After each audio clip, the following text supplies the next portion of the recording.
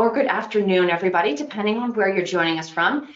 This is the kickoff to the second in a three-part AOP Live series, all focused on the supplier experience. So today's guests in this three-part series, we're going to be focusing on supplier experience management in practice, a combination of looking at what's happening today and how procurement can focus to be ready for tomorrow. Before I introduce today's guests, I do just want to point out we have one more episode in the series, this exact same time, slightly different place, next Thursday. And we'll be moving forward into the ROI specifically. What is the ROI of world-class supplier experience management? For that, we'll be joined by Robert Bonner, the Global Procurement Director at SHV Energy, as well as Mary Beth Lang, who is the Supply Chain and Procurement Officer at Kaiser Permanente. That's on August 5th. So without any further delay, I would like to introduce Costas Xyloyiannis. He is the CEO of HICX, and Adam Brown, who is the head of the digital garage at BT Procurement, or actually, sorry, Adam, garage. How's that? The head of the digital procurement garage at BT Sourced. So as a means of letting everybody get to know you guys, I'm jumping ahead of myself.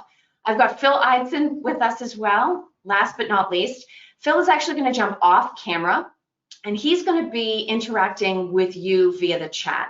So if you have any questions or comments that occur to you as we go through today's discussion, please do put those in, and Phil will periodically be breaking in. That's your opportunity to add to the discussion, to ask your questions live of these two guests. As you know, of an AOP live session, we do not have slides, so it's going to be all discussion for about the next hour. So thank you, Phil. We will speak with you in a few minutes. Will do. Thank you very much, Kelly.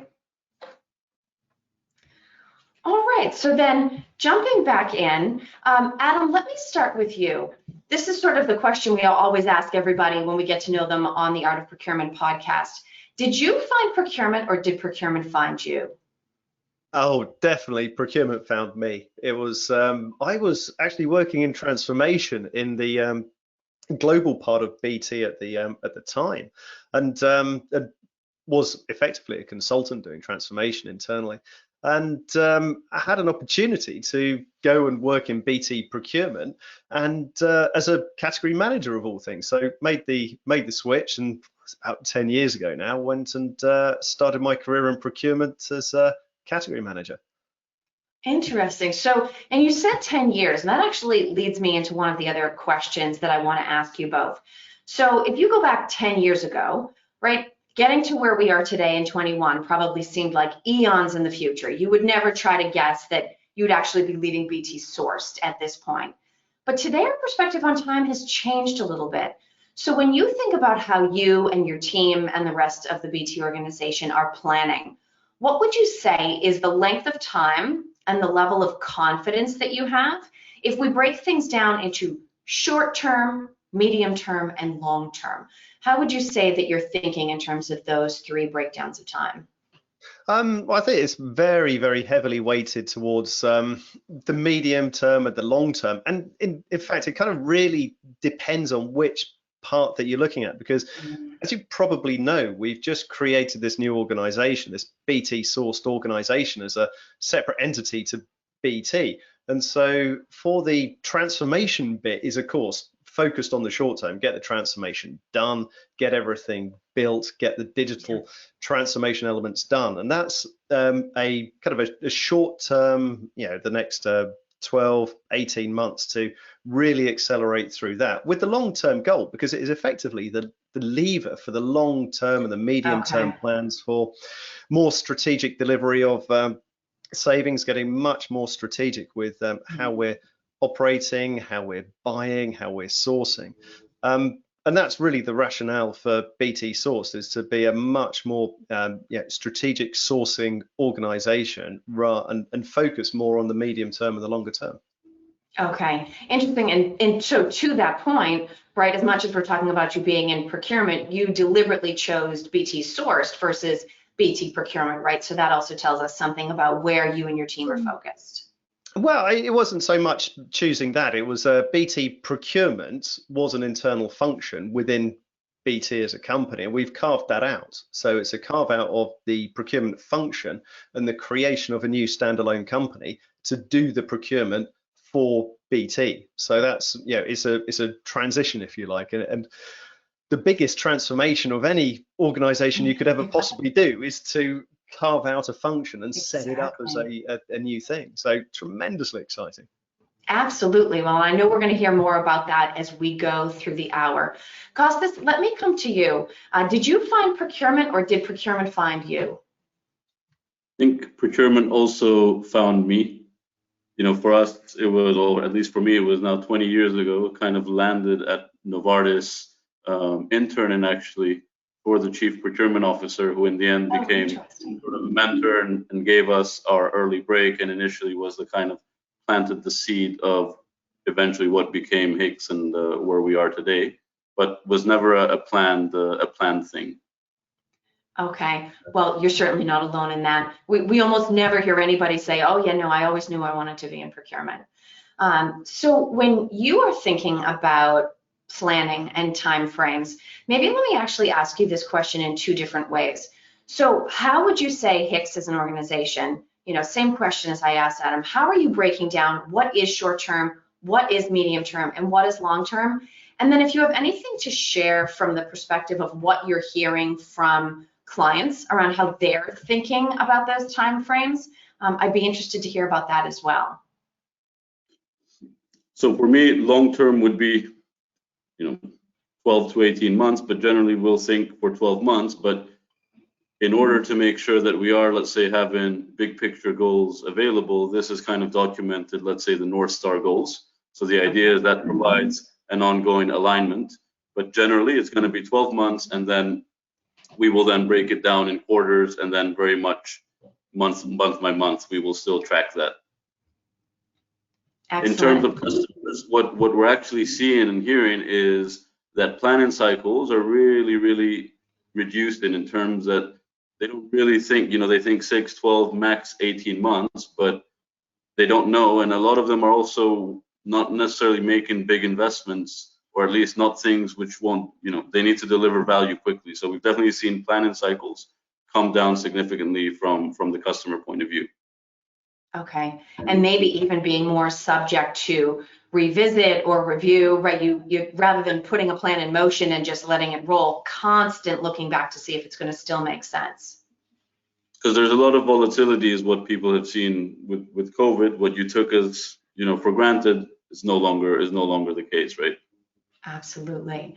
Now, something else that procurement has taken for granted for probably a very long time actually forms the heart of what we're going to talk about today. So in our conversation, where we go from what we can do actionably around supplier experience management today and how we can set ourselves up for tomorrow, regardless of how far in the future that ends up being, HICX has recently done some research, a very extensive survey looking into this, and I actually believe that's available for download. Phil's going to pop that into the chat. If anybody is interested in going download that report, I highly recommend it. One of the interesting findings is that although 78% of procurement professionals think that their suppliers would rate them as excellent or best in class, when it comes to the reality of what their current supplier experience actually is, we're not sure that what they think they're creating and how they think suppliers would rate them is in fact how they're doing and how those suppliers would rate them. So Costas, can I start with you, just some observations around any disparity that you've uncovered in terms of how procurement would rate themselves versus how they're actually doing or how suppliers would rate them? Yeah, and I think some of that comes out in the survey, but we've also experienced some of that being a supplier working with very large organizations. I think a lot of them might think of best in class as a function, how much savings are we delivering versus, how would our suppliers necessarily rate us?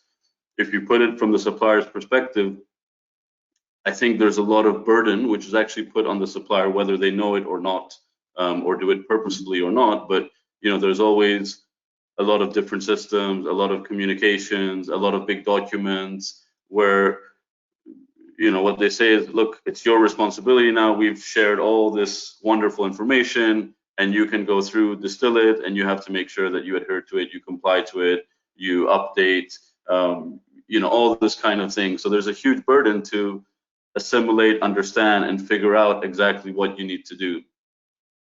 So I would look at it, you know, quite different maybe from the supplier's point of view than what they would think internally. Yeah. And Adam, to pull you into this, I mean, it's always possible to say, you know, self-assessment, right, versus objective assessment on any function, any company, right, absolutely anything you're trying to evaluate. But any initial observations you would have around how procurement evaluates themselves around the supplier experience that we create versus what it likely really is like to go through? Yeah, so I was really surprised. I was really surprised at saying 78% thought that they were excellent. I'm not so convinced, and I think it's a case of perspective. Yeah, and so it could be as Costas said, that they're rating themselves as a procurement function, but no, to take this as 78% of procurement people really think that the supplier experience is fantastic. Possibly for that segment of the process that procurement professional is actually involved in. But when you widen this out and say you've got everything from how do I, as a supplier, even first engage with a big company? How do I engage with them? How do I even contact them? Is there even anything on the website that I can go to? So going from that very first bit all the way through to then the basic checks that, you know, we as all companies do the same checks. You know, Sure. Are you financially stable? You know, do you have disqualified directors? Are you in a sanctioned country? Those basic checks, you think with some suppliers you do it on a system, with others you're doing emails, with others you're doing phone calls. And so you have so many suppliers, you're having to do these, you have so many customers as a supplier, you have to do it in so many ways.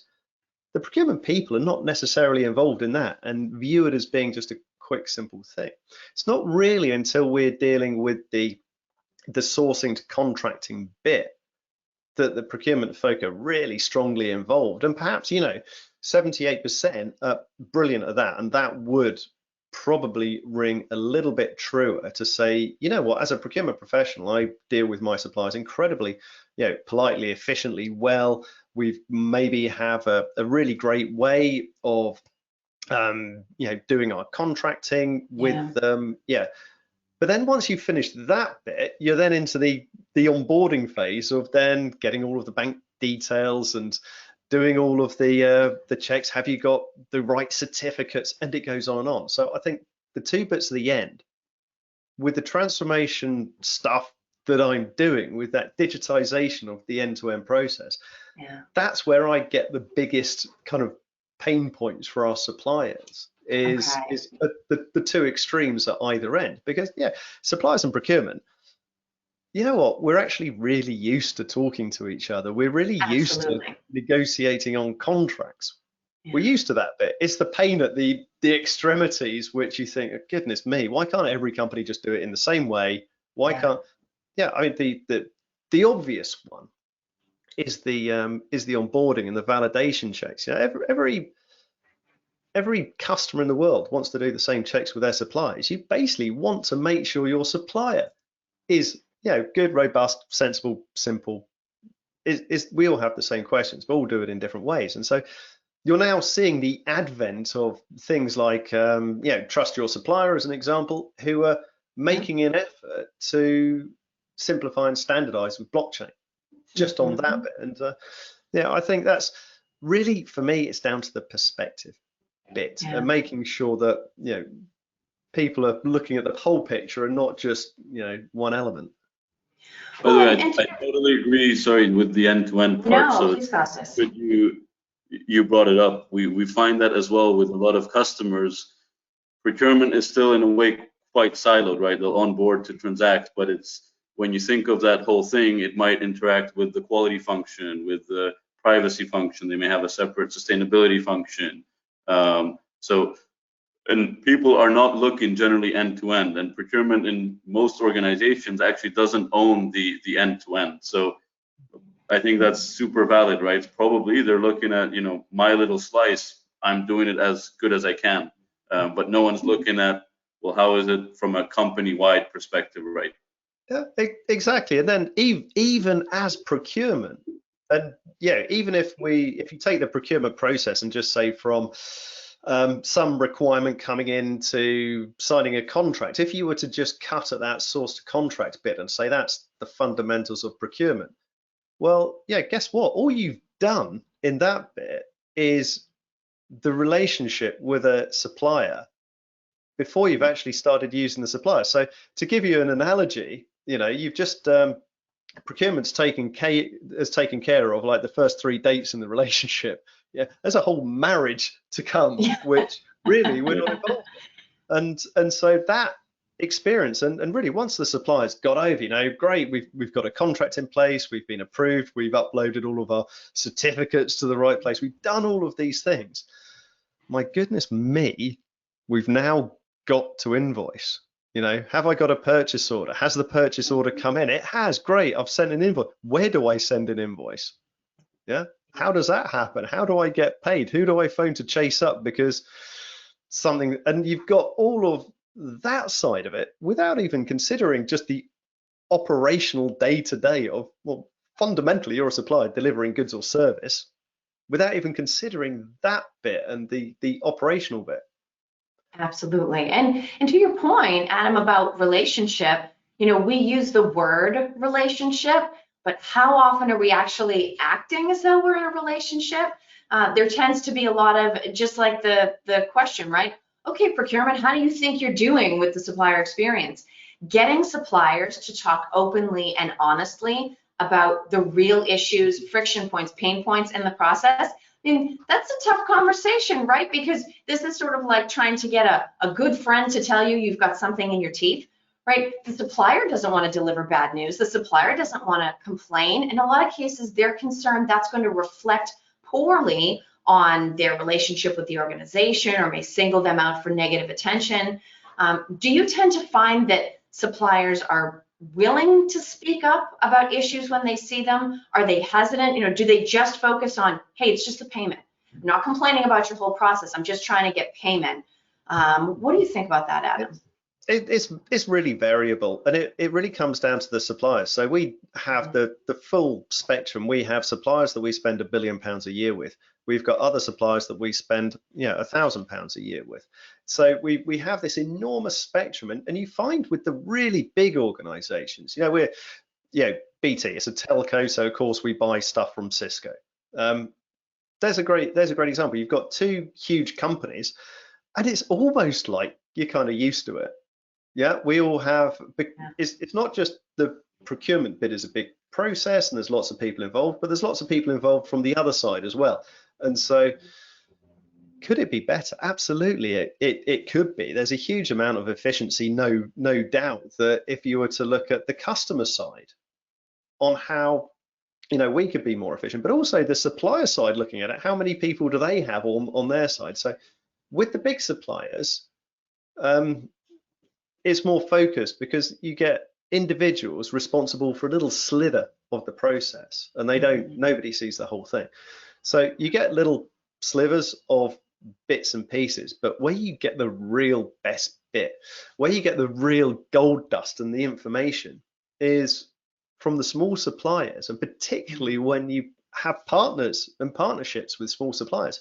And that's one thing that I do as part of the it's no surprise we use some fantastic providers or some great digital tech into our procurement function. Because my remit, right, is to digitize the procurement function. So, but the choice I made very early on is I wanted partnerships with all of these guys. I didn't want just a supplier relationship. I want that full-on partnership, and that level of honesty that I get from them is brutal, and it's brilliant at the same time. It's really, really great. And to give you an interesting perspective from one of them, we onboarded one of these suppliers, and the whole purpose of this supplier was we onboard it, and then they will make life easy for that initial life cycle of onboarding, validating, checking, paying tail end suppliers. So entirely focused on tail end suppliers to do all of that workflow. However, in order for us to get them on board to make life easy for all of our tail suppliers, we had to onboard them. And so they're in the business of making things easy and brilliant for suppliers. That's what they do. But we had to, and you really got the honesty there, and just the loops, the craziness, the multitude of touch points. That was, a really, really eye-opening. And it's the small things that really count and really start to make a difference from that initial touch point of what's that external website that you've got for suppliers? What does it actually say? Is it up to date? Is it meaningful? Does it tell you fundamentally where to go for help and what you need to do to solve your problems? Or is it just a website that says all suppliers, send an email to one address and you don't really hear anything back? So from that all the way through the process and the loops and the touch points, I got educated very, very quickly by these guys. And to bring you into this, Costas, so it sounds like there's two different things that procurement has to achieve here. They have to both try to make the experience better for suppliers and also signal to those suppliers that they are truly investing to try to make the experience better, hopefully indicating if you have feedback, please provide it. Have you noticed anything interesting either about trying to achieve those two things in parallel, or what can happen if a company tries to do one without the other, without that support, that supplier's voice being involved? I still think it is a bit of a red herring, by the way, because as a supplier, you do want to filter some of your feedback. There's always going to be concern around how it will be perceived, right? And how do you tell your customer, look, we're making no profit on this relationship, by the way, you've squeezed us so much that basically, this isn't working for us. So I don't think that these conversations are necessarily going to be that easy, because the view the supplier or the customer is probably going to have, oh my goodness, they're going to leave me. I better look for another supplier, or they're not doing well, clearly. So I don't think it's an easy subject, and I also think it would be good if objective measures could come into it. And I don't know, by the way, what the objective measures could be, but some companies are doing this. They're measuring, for example, % of invoices paid on time, okay, or % of activities suppliers can actually do on a self-service basis, because that makes a big difference. Imagine yourself, let's take banking, which we all know as consumers. How much easier are things now in the advent of online banking and self-service versus having to go in branch or having to call up, right? It's night and day. So we want to see, and that's what we're trying to push, is more objective measures around this. Is you can track it, right? Are you paying on time? How many touch points? How quickly do you respond to inquiries from the supplier, right? And there's lots of bits industry by industry which people don't realize post relationship. You need a tax exemption certificate because you will pay fines as a supplier if you don't have that, or big taxes. I can tell you, to find someone to give you that in a big company can take you a long time, by the way. So, and when you look at all these different touch points, it goes far beyond, by the way, some of the things which procurement might be aware of. I don't think that we're putting yet the right measures, and suppliers don't want to speak up about that, or they might, even if they tell you will have a rapport with your main stakeholder, and hopefully you've built that good rapport, and maybe there you can have an open dialogue. But what does that influence? I don't know. But this is a mindset change. So really, Costas, what you're driving at here is really interesting, and it's fundamentally a shift in that mindset. If you flip the whole thing on its head, and you talk about we talk about our customers, and you talk about net promoter scores, NPR, as being what's our net promoter score? Flip that on its head and change the whole mentality of people in procurement. Companies have sales team, we're selling stuff to customers, and that's the top line. But then you've got the bottom line as well, and this is a great quote that from Cyril, our CPO. Procurement is the sales force of the bottom line. We are selling our ability to buy stuff. We want to be the customer of choice, because you know what? That means that we are truly partnering with that customer that everybody wants to work with. That means we're going to get the best deals, the best flexibility, and the best working relationship throughout the duration with all the trust. So flipping the whole thing on its head, all of these metrics are there and available, but they're from the sell side, they're not from the buy side.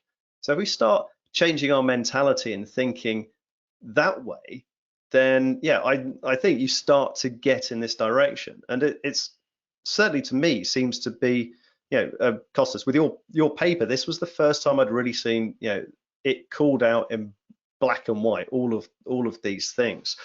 And the one which really resonated with me, you did a survey in there, and this was fascinating. I'm a techie, so I absolutely love numbers. I love anything to do with numbers.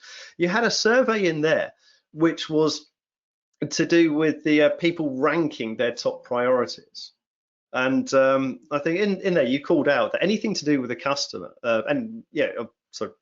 anything to do with the supplier wasn't even in the top 3 or 4. It was much lower down.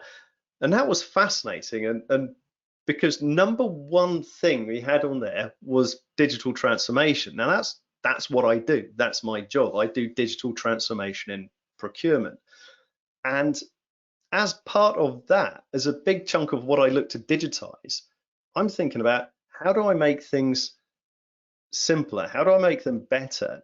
Not just for our procurement people, but for everybody, for the suppliers as well. Because if our procurement folk don't have a supplier moaning at them because something's gone wrong, they can operate better and more efficiently. Yeah. And so really, it's a mindset change that people shouldn't be calling out supplier stuff as a separate task. It should be embedded within whatever you are doing, because fundamentally, even if you're not doing a big transformation in the company, you're always tweaking dials, you're always making an improvement. If it's not a big transformation with a big transformation team, you are still transforming as you go forward. Otherwise, you're just going to be static and nothing will ever change. Yeah. And so as part of that mindset, you've got to always think, what's the biggest investment of any company? It's the people. And I don't know any companies that employ people to create PowerPoints and create Excels. And you hire people because they're fantastic, shrewd negotiators, or they're incredible salespeople, or they're in brilliant project managers, or they're fantastically talented designers. You hire people for their mental capability, not this other stuff. So it needs to all come together and change the mindset.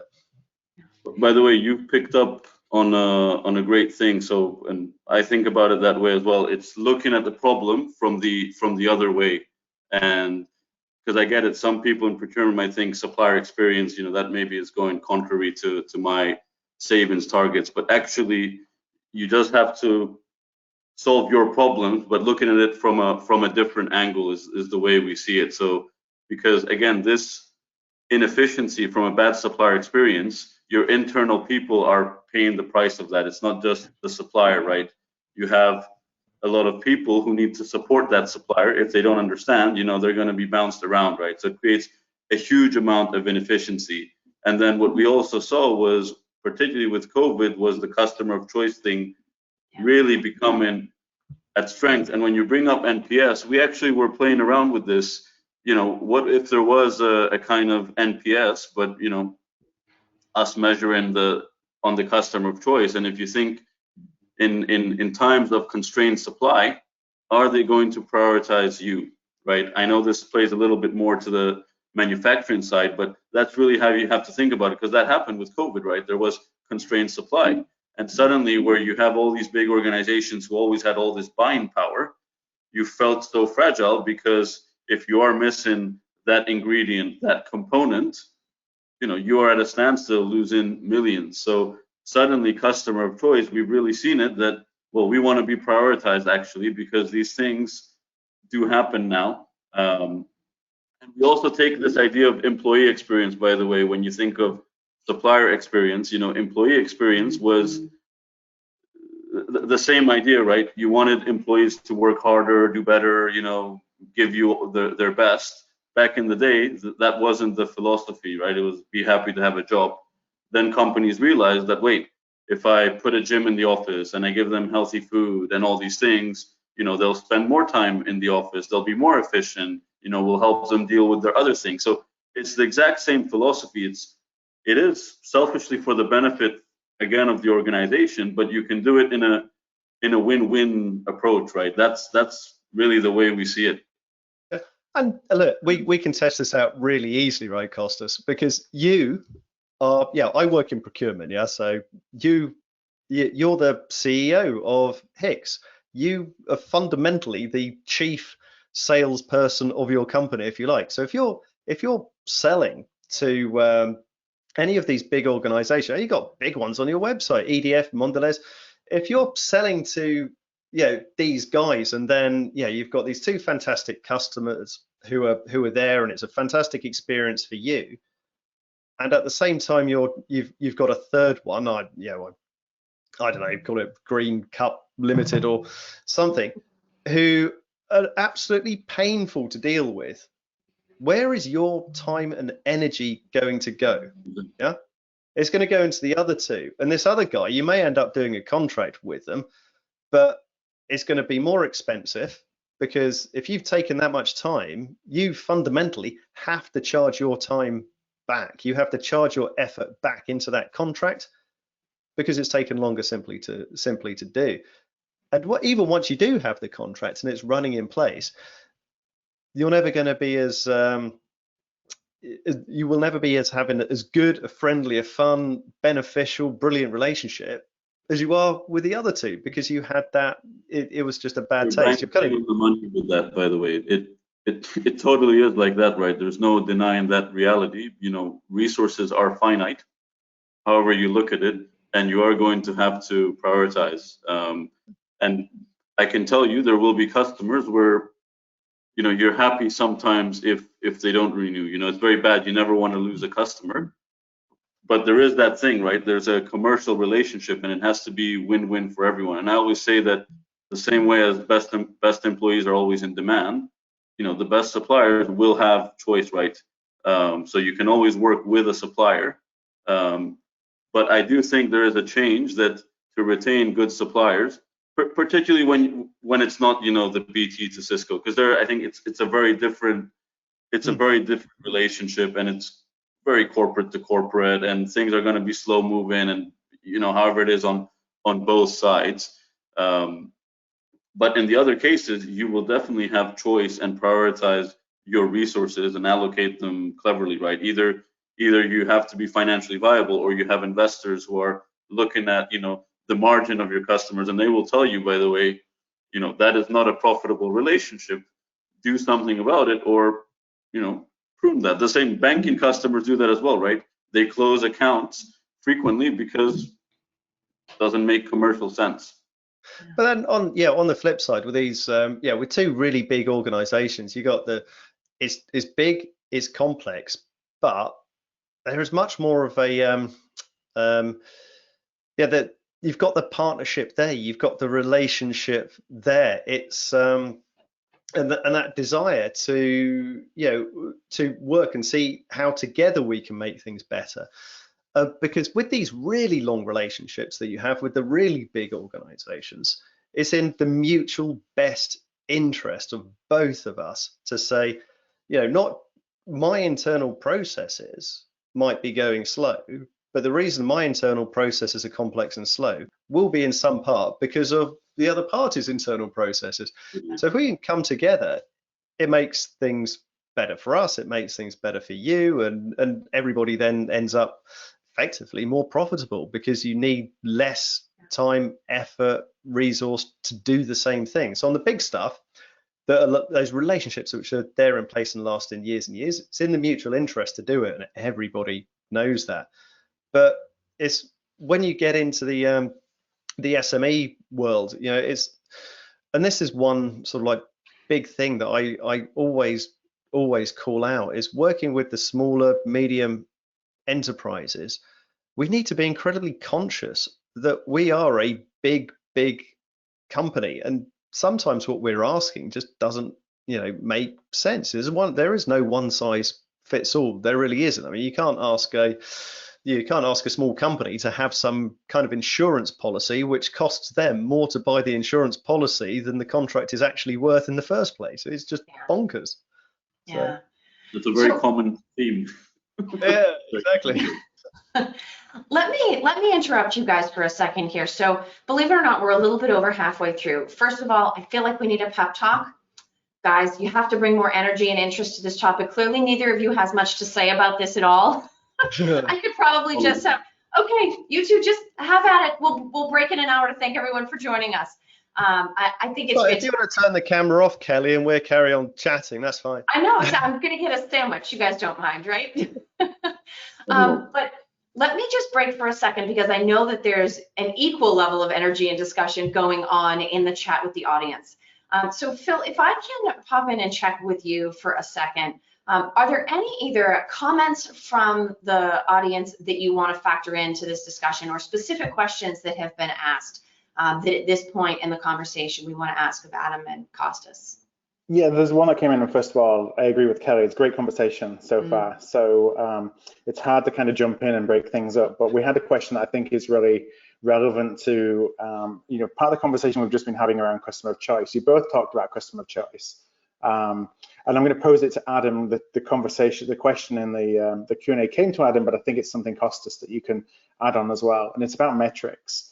So the question that comes from Naz is, I'd love to ask about metrics for SRM, and I think by extension, kind of the SXM, the supplier experience management we've been talking about here. We've talked about all the things that are obviously important to suppliers in improving that supplier relationship and becoming a customer of choice. But do you have some kind of commonly measured metrics at BT that you're using that helps you define, what a strong supplier experience looks like, that I think perhaps goes beyond the typical SRM metrics that we may ordinarily be looking at using?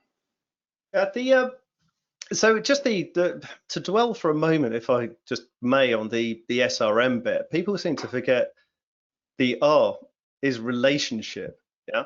And so if we take it and you really get into what's going on with the traditional SRM stuff, and you boil it down, you end up with spend management, risk management, performance management, management of the actual activities that you're doing, whatever that happens to be, and the in-life operational management. None of that's relationship stuff. All of that is effectively the metrics and the hard mearable things that you can do.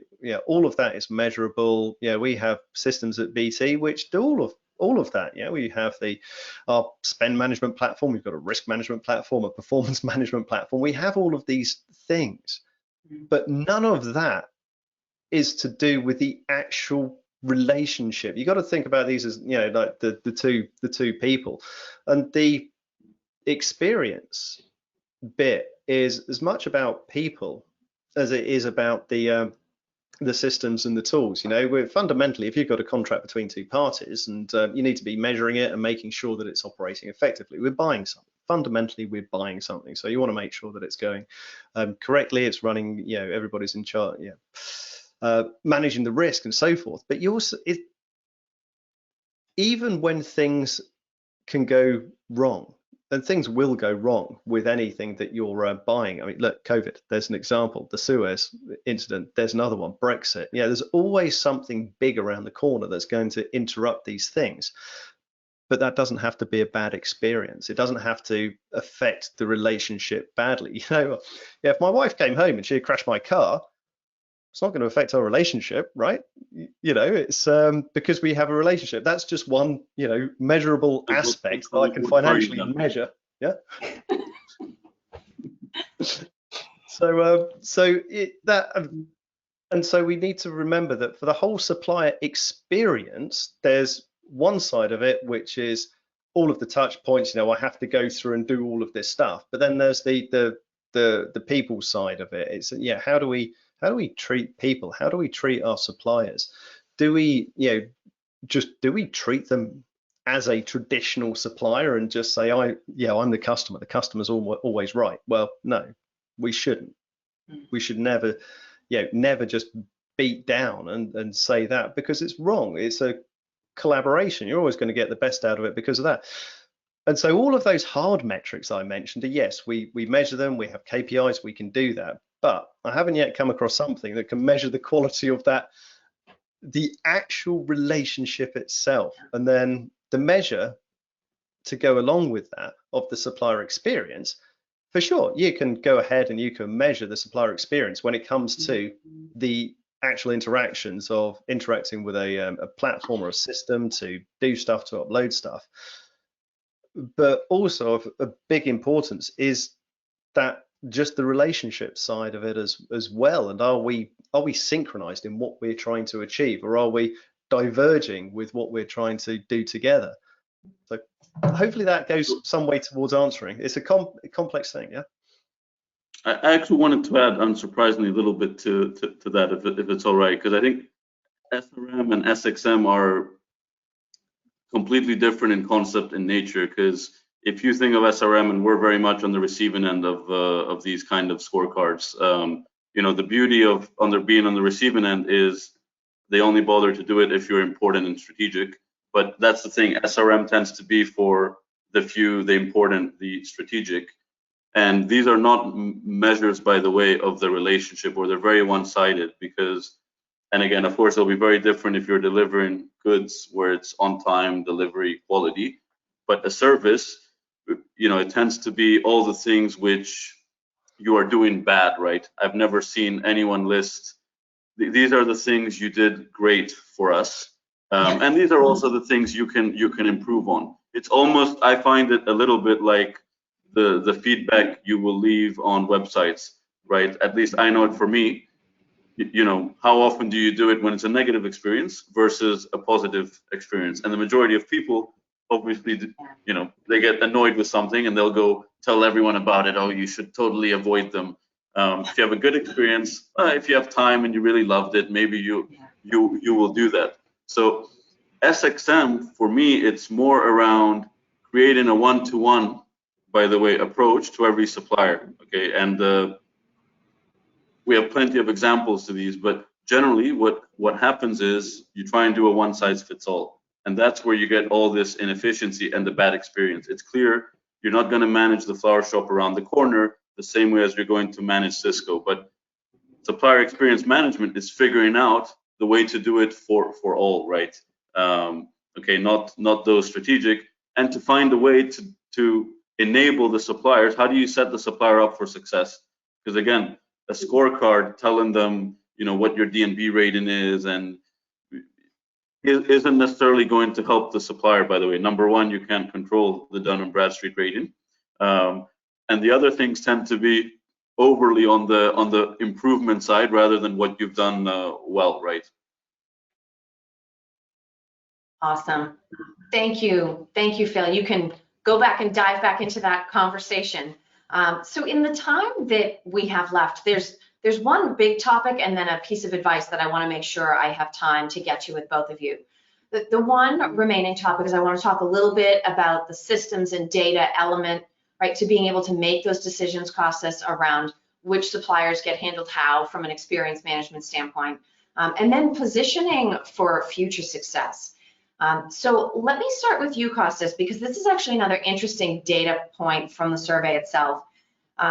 Enterprises, and again, this is buy-side enterprises would give themselves at best an average 6 out of 10 for the quality of their data. So if you're trying to take your entire supplier base and decide who is truly strategic, who is some kind of middle ground, who should be handled by a decent digital experience, if the data that you currently have is 60% at best, to what extent is that data and technology going to be a hindrance to being able to come up with a strategy to create a better supplier experience? That's completely fundamental, and at the core of SXM, actually, it is a data topic, which is the true benefit for large organizations and embarking on it is to solve a massive data challenge which they have today. And at the end of the day, without data, you cannot be efficient, right? And experiences today are fully digital. And I'll give you some examples from customers. So massive defense company, customer of ours, you know, during COVID, they said, wow, we're in a great position because we've got this great channel. Our data is up to date. You know, I had one person reach out to my suppliers within a day. I knew exactly what was going on, right? And on the flip side, you hear others, it was, you know, talking, figuring out who in procurement knows this supplier and that supplier and who holds their relationship. And, oh no, we only have, you know, their purchasing email on file and we couldn't reach out to them, right? So it is fundamental to all these digital experiences, and there's going to be more and more of them, right? Because you have all these requirements, which again, sustainability, carbon reporting, conflict minerals, they will vary by industry. You are again heavily dependent on your suppliers for this data. So the philosophy here is better experiences create better data creates better experiences. So the large driver for a lot of people to get into SXM is to actually fix this fundamental data problem. And it is a journey, but you cannot fix the experience if you don't have that foundation. Okay, and that's, you know, part of the problem of the experience is lots of systems owned by many different functions which don't talk to each other, and you have, you know, the supplier having to interact with all of these things. So data is going to be a massive hindrance to actually achieving those objectives and creating one-to-one experiences and creating the efficiency you want from that experience for both your own organization and the suppliers. Yeah. Adam, any perspective from your side on the data technology component of SXM? Yeah, completely. It relates back to that part of the survey that I mentioned earlier. The number one biggest thing was this digital transformation that people are focused on, and but that includes all of these other things. You need to have the mindset that digital transformation isn't just putting in a sourcing system. You don't just put in a platform that's going to do some RFXs or ITTs, or you don't put in a system which is just going to do some, you know, contracting. It's all of the other elements as well. It's and it starts with the data. It has to.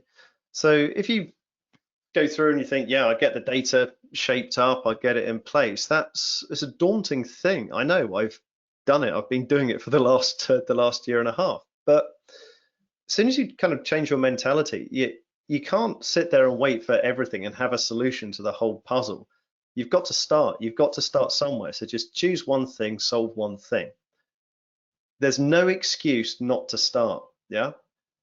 If you sit there and think, yeah, well, I don't know the answer to everything, which is very typical of mentality in procurement. You know, we're very diligent and want to have absolutely everything fully lined up. You know why? Because we negotiate, and to negotiate, you want to have the full picture so you're in the strongest position. But when it comes around for doing this kind of thing, you've got to start. Don't wait to get everything. Do the thing, do the no regrets thing. There's always a no regrets one to start.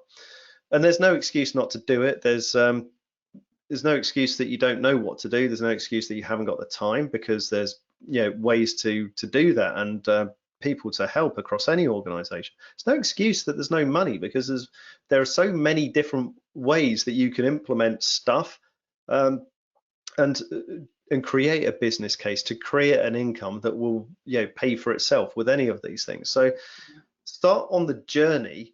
Get the data sourced first. And if just thinking data and that means a data lake and that's too big a problem to solve, start with the easy one, just that everybody gets a handle. Fix your spend. Yeah. If you don't know how much you're spending, then you're blind. Yeah. So solve the spend. That's the first one. Then everything starts to come and fall into place. Because, you know, in procurement, it's about the money ultimately, isn't it? It's about what we're spending, and the fundamental purpose of procurement is to buy things cheaper, de-risk it.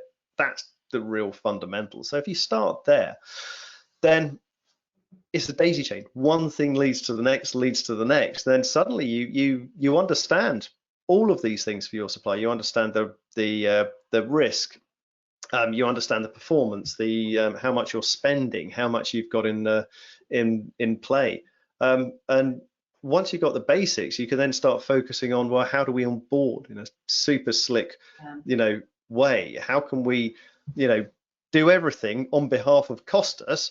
And so the question then isn't, Costas, give us all this stuff. The question is, Costas, check this if we got it all right. Yeah, wouldn't that be a nice thing to do? Yeah. But by the way, we take, again, maybe a contrarian view, but on the data, our view is you should look at it from the supplier experience. And the reason for that is in a lot of organizations, which goes back to the initial comment you made, Adam, is internally focused. Sometimes you won't realize the problem because each function has their solution, their silo, and they can be totally oblivious. And today, it's not like someone has always the mandate to say, look, you govern that supplier experience. And if you do that, then and influence, all the things we do to keep us efficient, that mandate doesn't exist.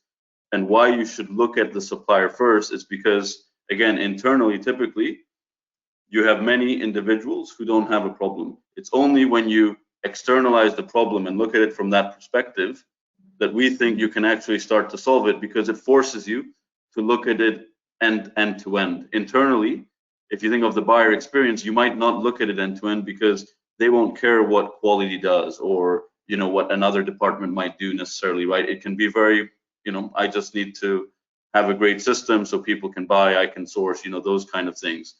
So the idea is start with the supplier to solve your data challenge, because it's going to give you that right perspective. I almost think SXM is like design thinking. So again, we talked about it already, flip it upside down. And that's the right way to look at it, because again, who is the source of truth for the data, right? It is actually the supplier. Who do you depend on for a lot of the different initiatives which are coming up? Everyone now constantly surveys their suppliers or asks them for reporting on diversity spend and your carbon footprint and your suppliers and all these sort of things. So if you do not sort it out for them, at the end of the day, you're just totally inefficient, right? So it does go hand in hand. And also, I think some companies, you'll never stop kind of cleansing. So we're not also advocating that you should try and just clean up, because I've never seen that solved. It's about finding a way to have processes where your data gets better and better. And we go back to this idea. So better experience, better data, better experience. And over time, you are creating great data driven by the suppliers across all your systems.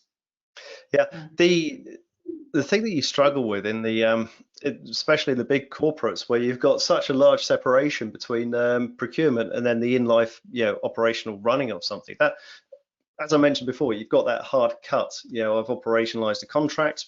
It's now in life. It's the operational side of the business to deal with. You're never going to get one person to look at to be that supplier champion, to do that supplier experience management end to end. So traditionally, companies will look at a central function such as procurement. Say procurement owns the supplier.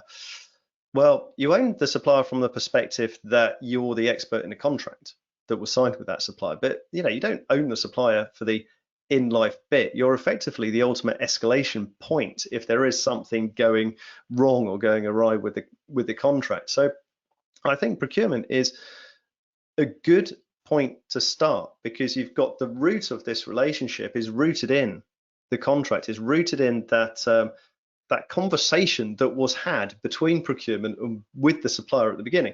And let's remember, a contract is nothing more than a documented evidence of the conversation that was had on that agreement that you reached.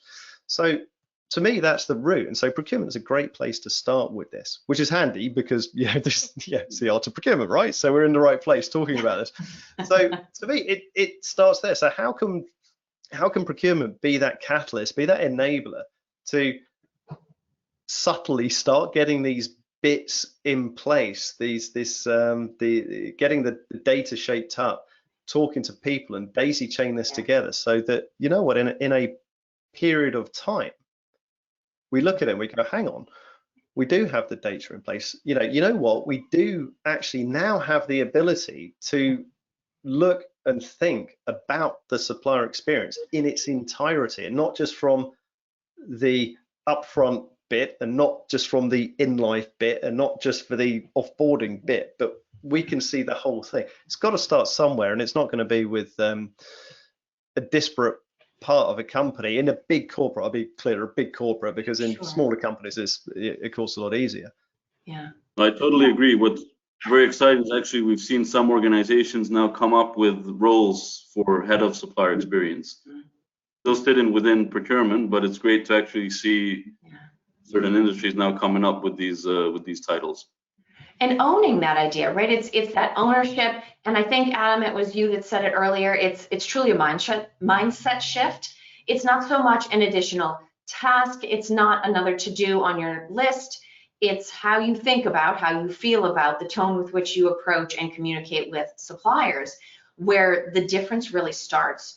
So I think in the few minutes that we have left, Adam, I'll start with you, and then Costas, I'll give you the final word.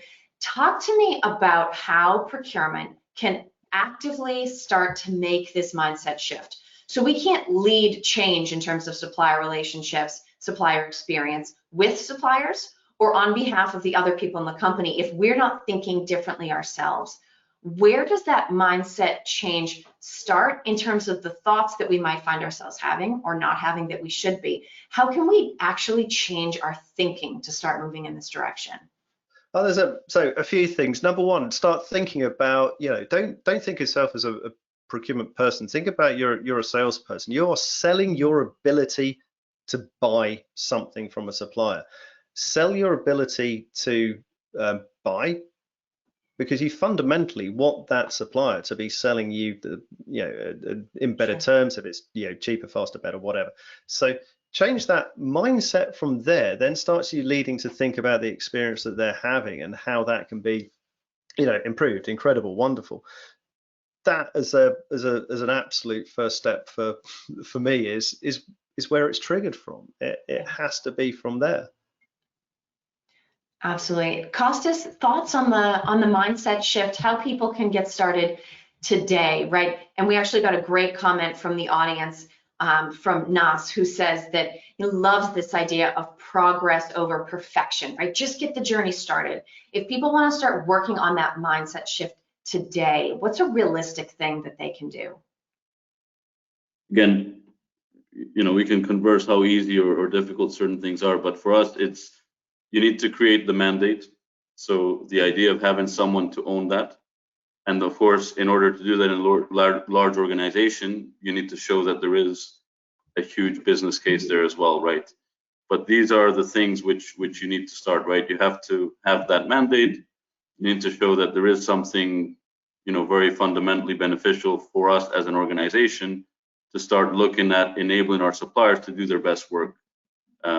So that for me is the kind of fundamental starting point. If you don't have an owner, and there isn't kind of a single neck to choke, so to speak, as they say, you're not going to move that in a large organization, right? Someone has to own the problem in order to fix it. Absolutely. Don't lose perspective on this. I think this is a very strategic play. This is a very long-term strategic play that we're talking about here. This isn't something which you're going to do in the next 2-6 months. It really, really isn't. And so because of that, you have to start somewhere. You have to start on the journey and think, you're looking out a horizon of years here. You really, really are. And this is the next big thing that we're all going to be talking about in a few years' time.